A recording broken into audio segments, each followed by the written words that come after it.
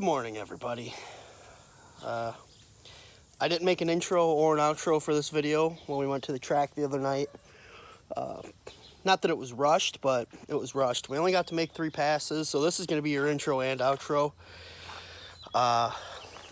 Again, car drove onto the trailer.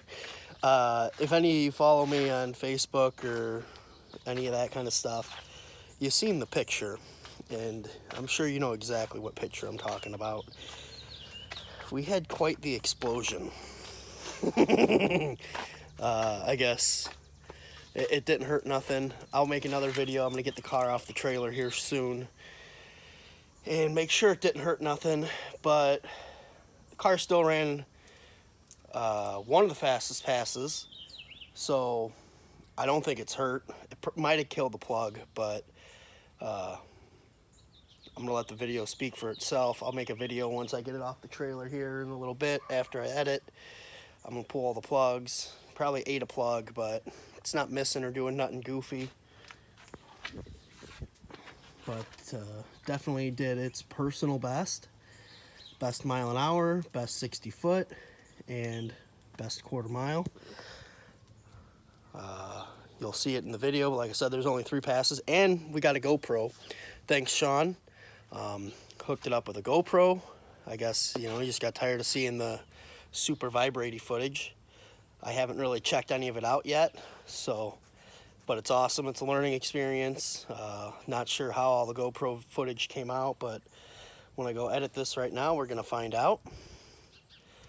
Yeah, hopefully the GoPro in the car got the explosion, because I'm surprised the hood's still on the car. It was big.